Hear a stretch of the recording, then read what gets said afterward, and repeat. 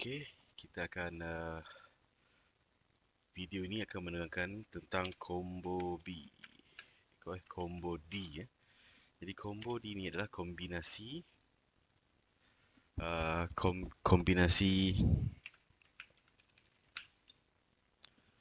kombinasi D.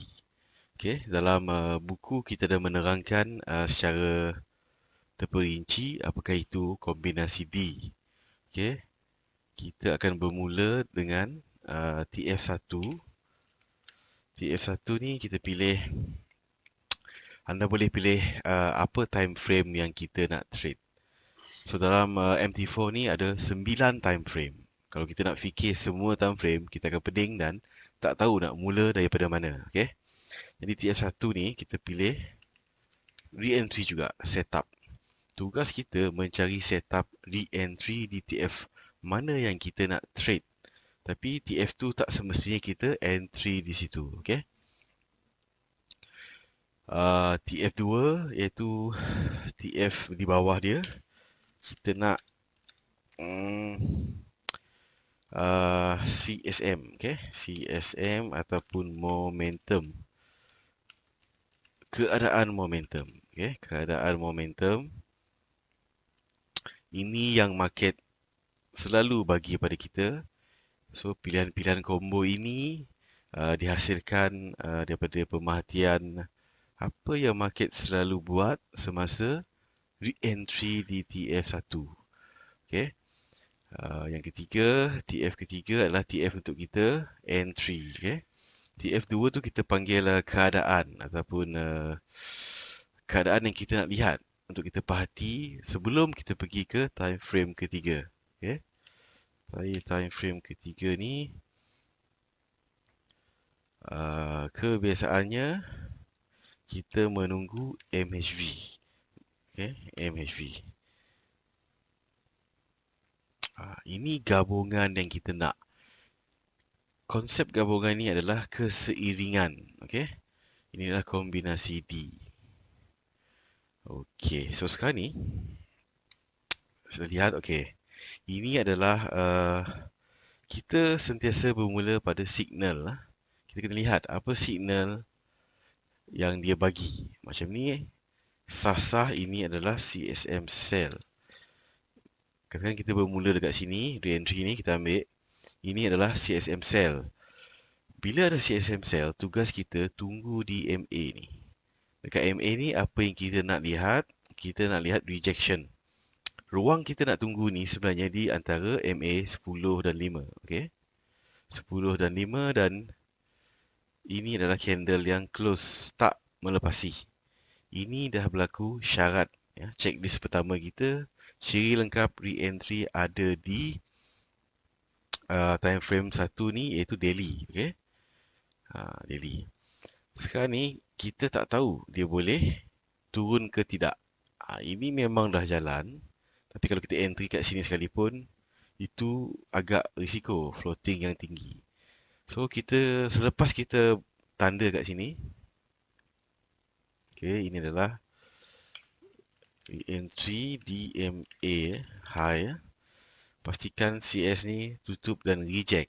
Itu adalah tanda untuk kita beralih ke time frame kedua. Itu tertib dia. Ramai yang faham kombinasi, ramai yang faham kod, tapi dia tak tahu langkah demi langkah dan aturan dia. Okay? So ini adalah aturan dia. Sekarang TF entry simple, settle, kita balik ke time frame kedua. TF2 adalah di bawah daily iaitu H4. Kita lihat tempat yang kita tanda tadi apa ada. Okay? Di kawasan ni kita boleh adjust balik. So kita faham dia adalah di kawasan-kawasan di sini, paras yang sama, okey. Di level ni tadi kan. Okey, di sini kita lihat apa? Apa signal yang kita dapat lihat kat sini? Okey. Ini berkeadaan momentum buy, okey. Ini adalah berkeadaan momentum buy. Tadi re-entry sell, sekarang momentum buy. Okey. Bila kita jumpa keadaan macam ni, kita kena ingat, okay, dalam combo D, ada disebut keadaan macam ni. Adakah boleh sell? Belum. Kita harus confirmkan di time frame ketiga nanti. Cuma kita faham dengan kombinasi ni adalah untuk kita perhatikan. Okey, kita perhatikan. Jadi ini adalah TF kedua. Ini adalah TF kedua, kita melihat adanya momentum buy macam ni. Cukup di time frame kedua. Cukup untuk kita berhenti di sini dan beralih ke time frame ketiga.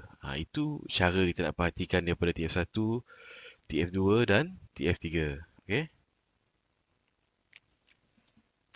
So di sini kita beralih ke time frame ketiga iaitu H1. Okay, kita cari dia. Okay. Okay, di sini yang kita marking tadi. Jadi tips dia, kita kena marking dekat momentum di H4, time frame kedua. Bawa ke time frame ketiga dan cari semula mana kita marking tadi, kawasan dia. Okay. Jadi ini adalah TF ketiga. Okay. Untuk kita bersedia mencari entry apabila syarat dia cukup. Itu kaedah melihat multi time frame. Okay. So inilah time frame ketiga. So apa yang kita lihat kat sini? Price daripada bawah naik, betul tak? Untuk dia sampaikan di entry di TF daily, bawah ni dia kena naik. Sehinggalah ada sesuatu di sini yang boleh menghentikan kenaikan. Okay? Jadi di sini kita melihat ada extreme. Okay? Ada extreme sell. Pada kenaikan munculnya extreme sell untuk memperlahankan pergerakan.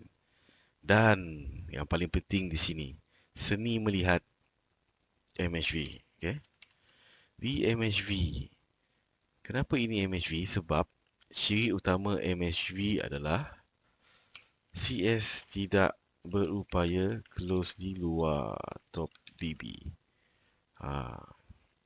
Dengan kata lain, tak ada momentum buy berlaku lagi. Dia sudah exhausted. Exhausted tu maksud dia dalam kenaikan, dekat sini dia dah letih. Macam kita naik gunung, kita dah letih di sini dan ditunjukkan oleh keadaan yang dia tak mampu melepasi top BB ni. Okey. Apabila dah sampai kat sini, kita punya entry adalah pada ciri-ciri MHV ni. Okey. Bila MHV ni dah berlaku, di situlah kita boleh meletakkan kita punya entry. Okey. Entry di mana? Itulah ciri-ciri MHV.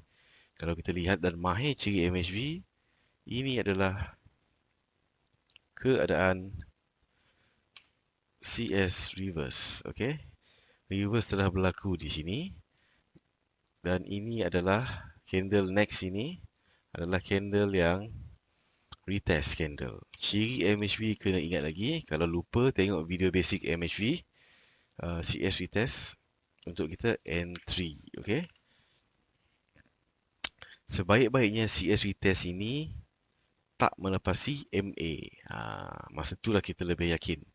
Tak melepasi atau reject MA high. So kita tengok sebiji candle. Okay.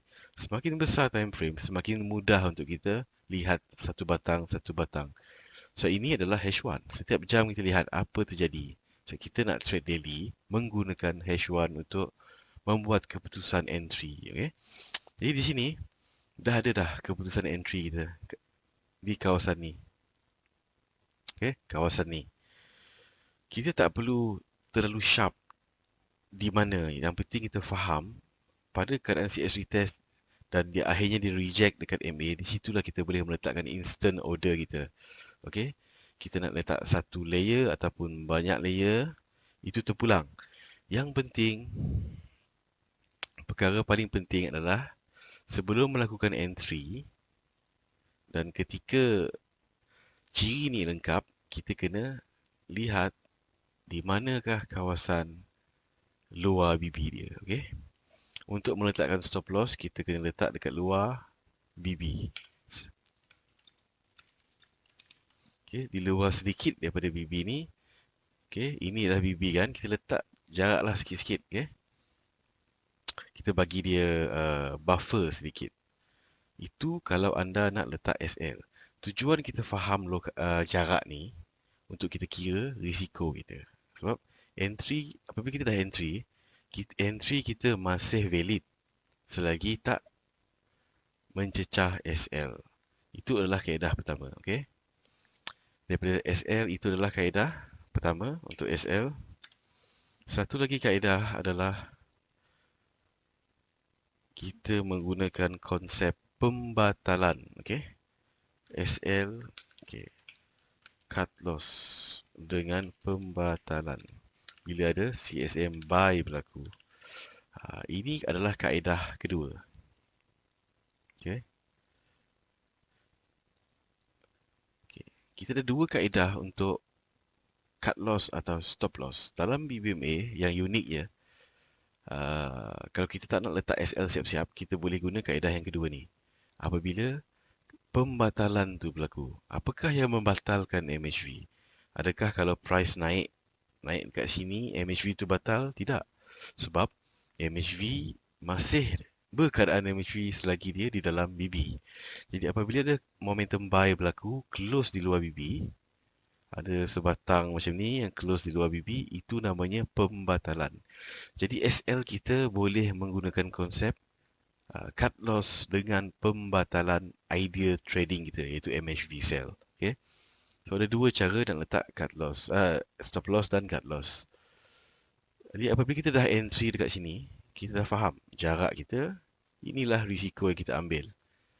Risiko untuk kita kira berapa pips dan juga berapa modal yang kita sanggup loss. Kalau dia berlawanan arah dan membatalkan setup kita. Okay? So di sini adalah kita boleh entry sebab syarat dah ada, reverse ada, retest ada, entry sebiji ataupun anda nak layer ataupun pecah dia selang berapa pip entry. So kita dah faham arah tuju dia nak ke bawah. Okay? So di sinilah kita dah boleh melakukan entry. Okay? So itulah konsep entry menggunakan kombinasi ini. Lepas tu kalau dah entry, apa nak buat? Apa nak buat? Kita boleh gunakan pelbagai kaedah untuk hold dan TP. Okey. Kalau dah berlaku begini ada CS arah, maka TP1 kita boleh letak di low BB ni sebagai TP1. Okey. Macam mana nak tahu hold ke tak? Tengok lagi. Dekat low BB ni, apakah signal yang ada? Sekiranya ada momentum, anda boleh hold lagi untuk turun. Okey. Destinasi dia ini H4. Okey, H4 tadi. Okey, H4 tadi. Destinasi dia. Kita lihat. Anda boleh TP juga di mid BB time frame kedua. Okey. Rules lepas entry tadi. Boleh take profit di mid BB time frame kedua. Sekiranya dia melakukan rejection di mid BB.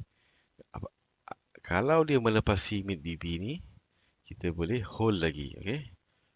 Hold jika price melepasi mid BB TF2. Untuk hold lagi. Okay? Untuk hold lagi ke mana? Destinasi dia di time frame daily tadi. Okay, kita bagi dia clear. Di time frame daily tadi,